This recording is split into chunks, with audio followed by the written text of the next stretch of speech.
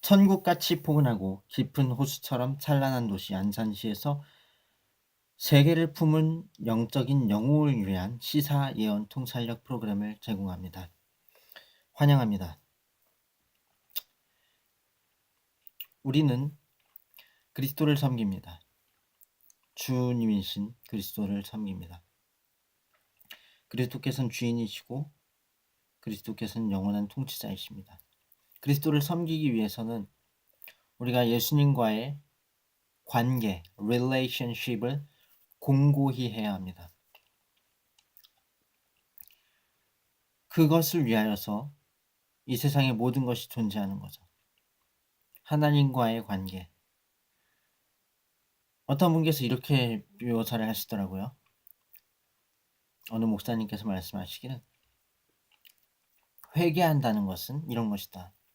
아버지와 자녀가 식사를 한다. 어느 곳에 가서 식사를 하는데 아버지와 자녀가 식사할 때 아버지가 자녀의 죄를 안다. 그리고 자녀도 아버지한테 큰 어떤 잘못한 것을 갖고 있다. 그렇지만 아버지는 그걸 아시지만 일부러 얘기를 안 하고 계신다. 그리고 자녀는 아버지와 식사할 때 그거를 얘기하지 않고 사과드리지 않으면 밥이 코로 넘어가는지 입으로 넘어가는지 알 수 없을 정도로 어색하고 어려운 분위기겠지만 아들이 용기를 내서 아버지께 이것 잘못했습니다. 이렇게 말씀드린다면 아버지께서 안다 괜찮다 이렇게 용서를 하실 것이고 그럼 이제 그 후로는 이제 밥이 맛있겠죠. 그런 어떤 아버지와의 관계가 해결되었으니까 회개는 이와 같다는 것이죠. 예수 그리스도를 영접한 예수님을 주인으로 모신 그리스도인들은 진정으로 하나님의 자녀입니다. 자녀된 신분은 흔들리지 않아요. 죄를 지었다고 해서 자녀가 안 되는 것은 아닙니다. 어떤 죄를 지었든지 상관없이 하나님과의 자녀와의 관계, 우리와의 하나님과의 이 관계는 그리스도의 십자가에 근거하는 것이지 우리의 행위에 근거한 것이 아니고 하나님의 우리를 그리스도의 피로 우리를 용서하시고 받아주신 것에 의하여서 우리가 하나님의 자녀된 권세를 얻은 것이지 우리의 어떤 행실로 그것을 취득한 것이 아니고 우리의 행실로 그것을 유지하는 것이 아니기 때문에 하나님과 자녀와의 관계로서의 그 모든 어떠한 것들은 어떤 행위나 행실이나 그 어떠한 삶의 열매로 더 좋아지고 나빠지고 하는 것이 아니고 끊기고 연결되고 하는 것이 아니고 다만 하나님과의 관계의 문제, 하나님과의 relationship의 문제이다라는 것을 저는 어느 목사님께로부터 긴밀히 배웠습니다. 그래서 하나님과의 관계에 있어서 어떠한 회개, 자백 이러한 것은 죄를 사할 능력이 있는 예수의 피 아래서 하나님께 하는 것입니다. 이것이 하나님의 자녀로서 하나님과 자녀와의 관계 안에서의 어떠한 올바른 그러한 회개의 어떠한 의미이죠. 자녀된 것은 변하지 않습니다. 우린 주님을 따르는 사람들입니다.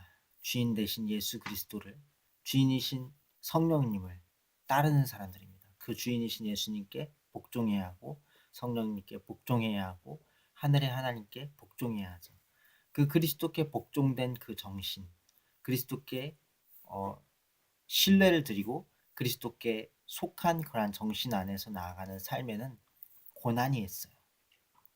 세상은 그것들과 반대되기 때문입니다. 비언어적, 언어적 모든 표현들과 어떤 정신적인 부분들, 모든 언어들, 제스처들, 모든 비언어적, 언어적 그러한 예언의 그런 어떤 역할들을 하는 그런 어떠한 요소들, 그런 모든 것들이 그리스도를 따르는 사람들, 그리스도를 주인으로 모신 사람들과 세상과 못한 사람들, 세상에 떠맡겨 있는 사람들과는 완전히 반대됩니다. 그래서 세상에 속한 자들은 그리스도의 의를 따르는 그리스도인 된 사람들과 완전히 반대되기 때문에 그 어떠한 영향력으로도 세상에 속한 사람들과 그리스도인들에 속한 사람들의 영향력은 화해될 수 없고 화해된다면 이미 타협되어 세상에 다 몰려가 버린 것이겠죠. 절대로 그리스도께로 나온 것이 아닙니다. 세상에 속한 사람들, 세상과 못한 사람들은 하나님과 원수이고 우리는 그리스도의 피 아래서 하나님과 화목하게 된 사람들이에요. 그렇기 때문에 죄 아래 거할 수 없고 그리스도의 십자가 아래 있는 것은 우리가 절대적으로 율법에 대해서 자유하다는 것을 뜻합니다. 이것이 무슨 의미인가 하면 율법의 요구를 넘치도록 다 이룬다는 의미예요. 율법을 버린다는 뜻이 아닙니다. 예수님께서 말씀하시기를 율법의 1.1획도 변치 않고 다 이루리라 그랬어요. 율법을 조금이라도 폐하러 온 게 아니라고 그랬습니다. 예수님께서는 분명히 율법으로 죄를 깨닫게 한다고 말씀하셨어요. 율법을 무시하는 게 아니라 더욱 가까이 거울로서 보는 겁니다. 옛날엔 율법을 이스라엘 백성들에게만 비추어 줬다면 지금은 그리스도인된 나에게 율법을 비추는 거예요. 그래서 율법을 통하여서 그 거울로 내 마음을 살피고 내 생각을 살피고 내 행함을 살피는 거고 내 삶과 목표와 비전을 살피는 거죠. 그래서 그리스도의 율법에 그 모든 모세의 율법에 그것이 곧 그리스도의 율법이에요. 거기에 복종하는 거예요. 거기에 순복하는 겁니다. 쉽지 않죠. 그러나 가능합니다. 넘치도록 이룰 수 있어요. 어떻게? 믿음에서 믿음으로 그리스도만을 온전히 따를 때에 가능한 것입니다. 그리스도께 복종할 때, 그리스도께 순복할 때, 나아갈 때에 가능한 거죠. 율법으로는 의로워질 수 없다고 말합니다. 맞아요. 율법으로 어떻게 의로워져요? 거울만 보고 어떻게 의로워집니까? 거울을 봤으면 물로 씻어야죠.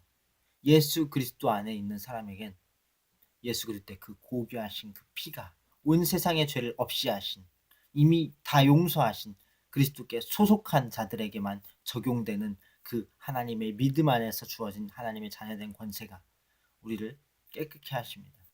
하나님의 그 놀라운 속죄, 용서하심이 우리를 깨끗게 하셔요. 하나님의 영을 부으셔서 더욱 충만한 가운데로 나아가게 하셔서 깨끗게 하십니다. 그래서 우리는 주인이신 하나님을 섬기고 주인이신 예수 그리스도를 섬기고 아버지를 섬기고 그리고 주인이신 성령님을 섬기는 하나님을 섬기는 자들입니다. 자녀예요. 그리고 동시에 종입니다. 종이 자기 마음대로 할 수 있나요? 그럴 수 없죠. 종이 주인을 섬기는 것을 기쁘게 여겨야 합니다. 참으로 기쁜 일이죠. 주인을 기쁘시게 할 수 있다는 것. 주인의 아래에 예속하여서 주인께로부터 오는 밥을 먹고 주인께로부터 오는 영양분을 공급받고 주인께로부터 오는 인도하심과 그 보호하심을 누리고 주인께서 맞서 나를 해치려는 나를 상해하려는 자들을 맞서 싸워주시는 것을 경험하고 그것들을 목도하고 그것 안에서 평온함과 안정함을 누리며 주인 섬기고 주인의 일을 이루며 나아가는 것. 이것이 온 세계에 지금까지 수많은 세대들 가운데 계속되어 진정한 그리스도인들의 발자취였어요. 당신의 삶이 영향력이 작을지도 모릅니다. 저도 작아요. 그렇지만 중요한 건 우리가 주인을 섬기고 있고 이 주인께서는 반드시 우리에게 영생을 약속하셨고 이 주인께서는 우리에게 풍성한 하늘 상급을 약속하셨다는 점입니다. 일한 대로 갚아주시리라고 말씀하셨죠. 잠시 후에 계속하자.